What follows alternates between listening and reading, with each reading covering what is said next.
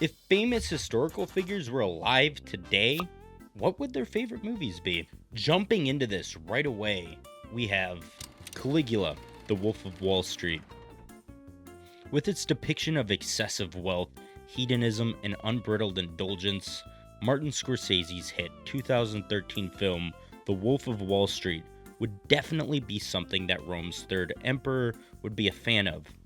Similar to Caligula's lavish spending on grandiose projects and opulent entertainment, the film showcases the protagonist, Jordan Belfort, and his unrestrained pursuit of pleasure and power, exemplified by scenes of lavish parties, extravagant purchases, hedonistic displays of wealth, and just overall corruption.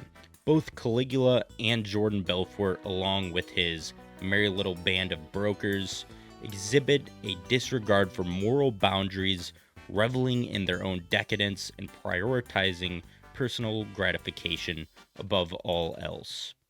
Sun Tzu, The Shawshank Redemption. Sun Tzu, legendary Chinese general, philosopher, and author of The Art of War, might appreciate this film for its themes of strategy and adaptation, showcasing the power of intellect and cunning in overcoming challenges.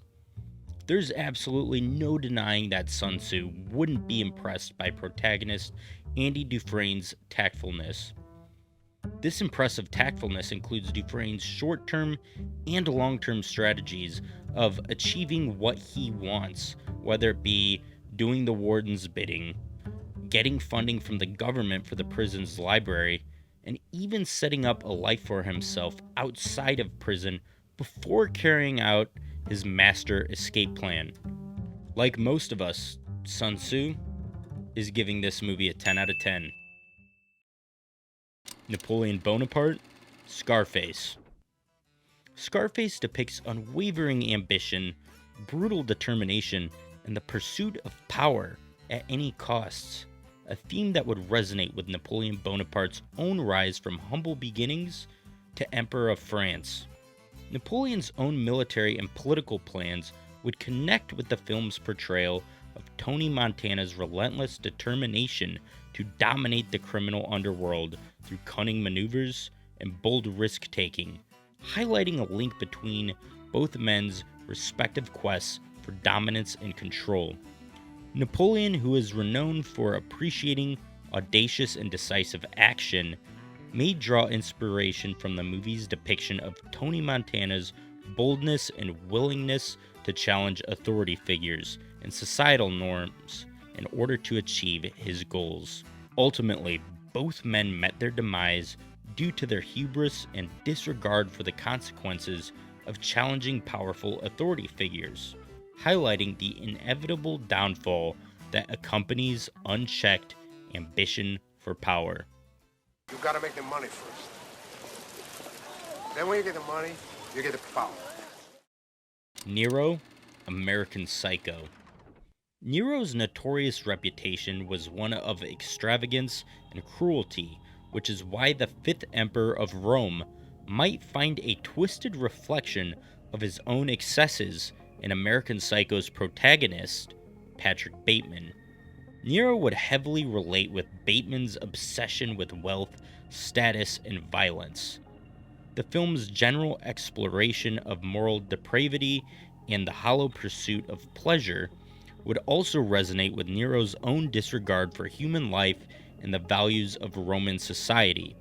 Furthermore, the psychological unraveling of Patrick Bateman mirrors Nero's descent into madness and paranoia as his reign became increasingly tyrannical and despotic. Let's also not forget that Patrick oofed a homeless man and his dog, and in real life, Nero genocided Christians, assassinated his own mother, and kicked his pregnant wife to death. Lovely guy, huh? I mean, I guess I'm a pretty sick guy. Leonardo da Vinci, The Social Network. Hailed for his innovative thinking and visionary ideas, Leonardo da Vinci would probably thoroughly enjoy a movie that I personally consider one of the best of this century, that being The Social Network. Its exploration of entrepreneurship, creativity, and technological innovation would really resonate with Da Vinci. The film's portrayal of Mark Zuckerberg's ambitious quest to revolutionize social networking somewhat mirrors Da Vinci's own pioneering spirit in constant pursuit of groundbreaking ideas. Additionally, Da Vinci, known for his fascination with human interaction and societal dynamics, would likely find the film's examination of friendship, betrayal, and the complexities of human relationships intriguing. This dynamic of the movie is perfectly set up by legendary screenwriter Aaron Sorkin, who is able to make nearly every scene captivating with sharp dialogue and intriguing character relationships, making even the most ordinary scenes into a cinematic experience of unparalleled captivation. Do you think I deserve your full attention? I had to swear an oath before we began this deposition, and I don't want to perjure myself, so I have a legal obligation to say no. Okay, no. You don't think I deserve your attention? I think if your clients want to sit on my shoulders and call themselves tall, they have a right to give it a try, but there's no requirement that I enjoy sitting here listening to people lie. You have part of my attention. You have the minimum amount. Even this beautifully crafted masterpiece script alone would be enough to capture the heart of Leonardo da Vinci. Montezuma, Mad Max Fury Road. The most known ruler of the Aztec would likely enjoy the intense action and survivalist themes of Fury Road, reflecting the challenges he faced as a leader during the Spanish conquest of the Aztec Empire. There's also a lot of similarities Montezuma shares with the film's antagonist, Immortan Joe. Both men are viewed as authoritarian leaders who wielded immense power over their respective societies, enforcing control through fear, manipulation, and a cult of personality, ultimately leading to their downfall due to resistance from oppressed groups and internal dissent. And I don't know why I think this is, but, come on, if Montezuma was the leader of a post-apocalyptic people, he would totally rock Immortan Joe's drip. Gilgamesh, the Avengers.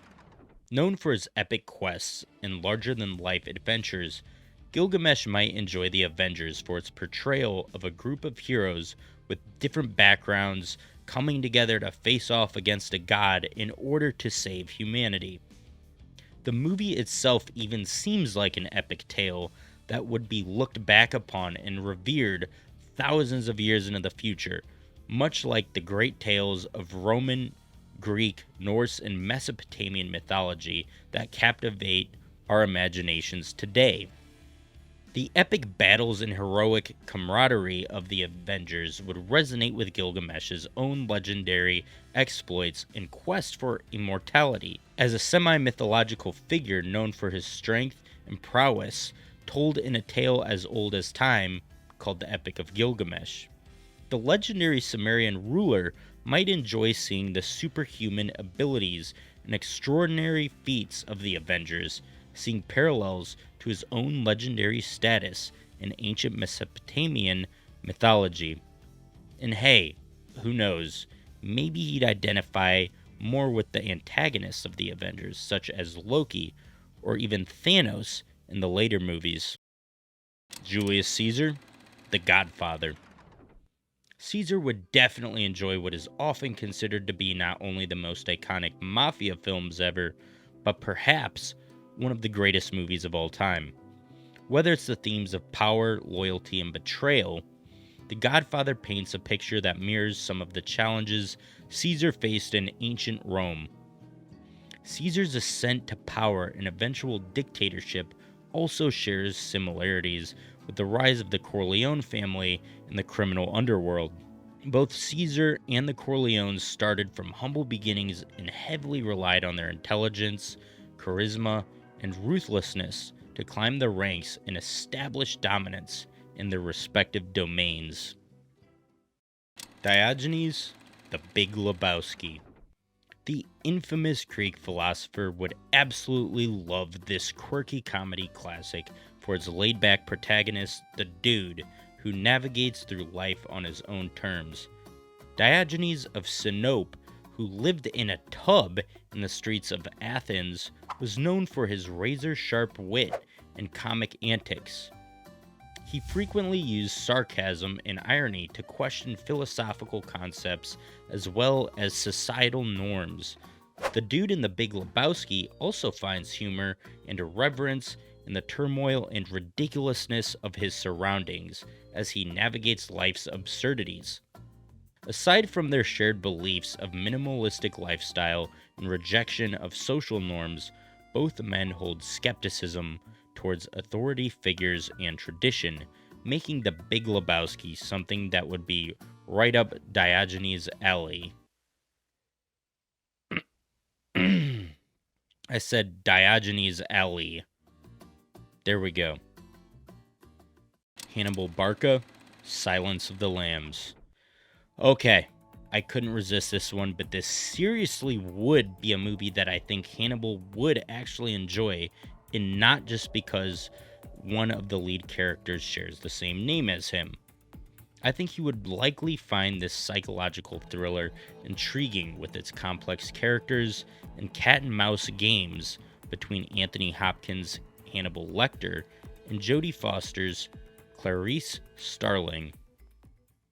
Marie Antoinette, The Great Gatsby. Despite being an overwhelmingly disappointing film, the 2013 version of The Great Gatsby could be a movie that Marie Antoinette would find interesting, unlike most of us. Sorry, old sport. Old sport. Not old sport. It's pretty, isn't it, old sport? Whether it's the film's lavish portrayal of the Jazz Age's opulent parties, the roaring 20s extravagant lifestyle, and societal decadence, she would find that the underlying themes mirror her own indulgent experiences at the court of Versailles. The film's exploration of the pursuit of pleasure, social status, and the illusion of the American dream would resonate with Marie Antoinette's own immersion in the world of luxury and excess, reflecting her desire for escape from the pressures of royal life. On top of this, Marie Antoinette might find parallels between Jay Gatsby's quest for acceptance and her own struggles to traverse the complexities of aristocratic society in order to maintain her high position of social influence. George Washington, Independence Day. America's first president and OG commander-in-chief might enjoy this classic sci-fi action flick for its celebration of patriotism, bravery, and the spirit of freedom, which echoes in his own life as a leader in the American Revolution. Independence Day's portrayal of humanity uniting against a common enemy in an epic battle for freedom and triumphing over its oppressors strongly bears resemblance with Washington's own leadership characteristics during a difficult time in American history. If you enjoyed this video, please like it and share it. Make sure to also subscribe and turn on notifications so you can watch part 2. Let me know down in the comments who you'd like to see in part 2. We'll see you next time.